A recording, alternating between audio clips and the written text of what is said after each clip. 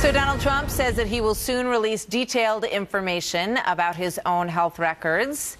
This, as everybody is buzzing about Hillary Clinton canceling a campaign trip because of pneumonia after she stumbled leaving early from a 9/11 event yesterday. So welcome, everybody. Brand new hour now of America's Newsroom. I'm Martha McCallum. And I'm Bill Hemmer. Good Monday. Donald Trump wishing his rival well earlier today. Her sudden departure from yesterday's tribute, putting her physical condition now at the forefront of a presidential campaign 58 days away.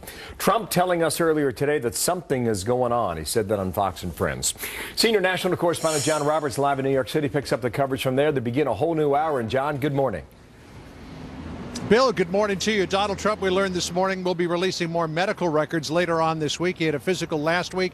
The plan initially is for him to talk with Dr. Oz about those medical records, which will then air on Dr. Oz's show on Thursday. Donald Trump, though, very carefully avoiding any negative commentary about what happened to Hillary Clinton when she appeared to stumble following that 9/11 remembrance service, later appearing outside of her daughter Chelsea Clinton's apartment, seeming to be much better after rehydrating. We later learned that she was suffering from pneumonia, but Donald Trump showing in some ways uncharacteristic restraint when asked about it this morning. Listen to what he said on Fox and Friends. I hope she gets well soon. I don't know what's going on. I'm like you. I see what I see. The coughing fit was a week ago, so I assume that was pneumonia also. I mean, I would think it would have been. So something's going on, but I just hope she gets well and gets back on the trail, and we'll be seeing her at the debate.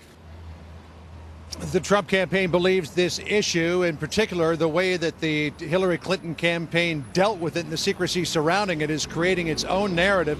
In fact, Bill, even some Democrats are concerned about the level of secrecy that the Clinton campaign is demonstrating around her health, and I know you're going to be talking about that in just a couple of minutes. Good deal. John, thanks. John Roberts leading our coverage there. Fifth Avenue in Midtown Manhattan. Thank you, John. Martha.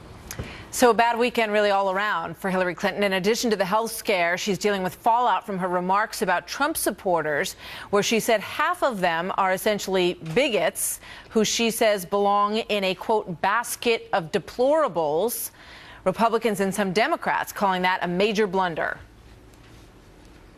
Hillary's beginning to fall apart. Romney got hammered for talking about 47% who are dependent on government. She just made a statement in which she lumped together millions of Americans.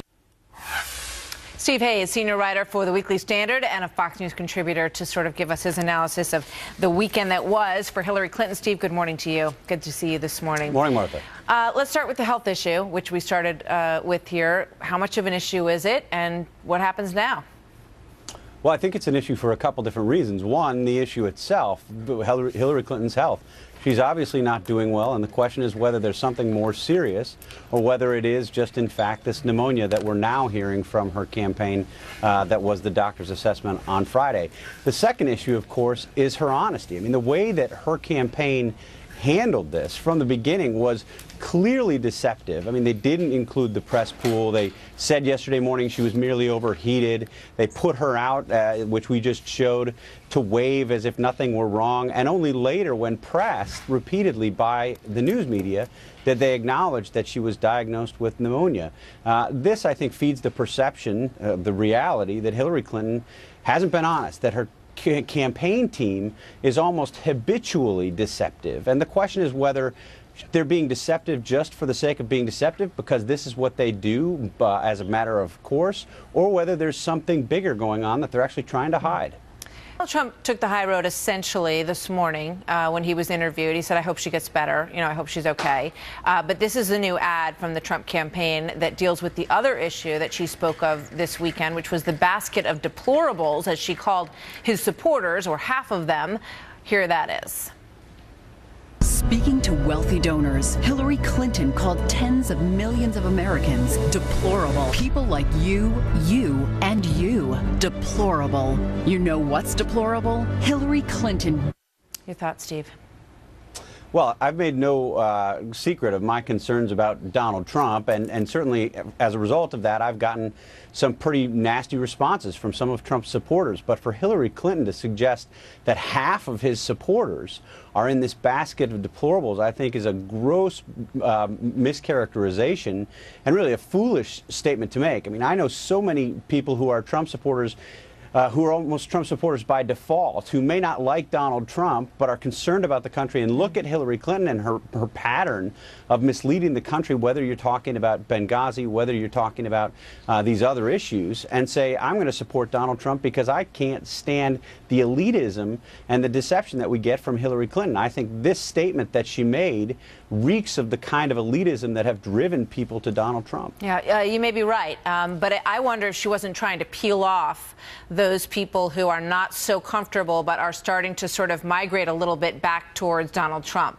If she says to them, you don't want to be in that basket of deplorables, you don't want to be grouped with those people who say these horrible things, do you? I mean, that's what I heard in that statement.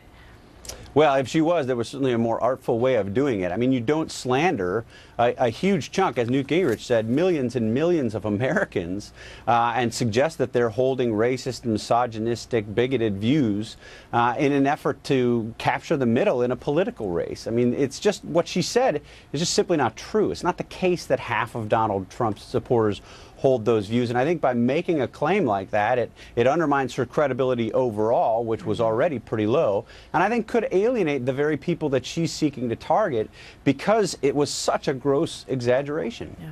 All right. Tough weekend for her. We'll see how it plays out. We're going to look at some of the new polls in a few minutes. Steve, thank you. Thanks, Martha.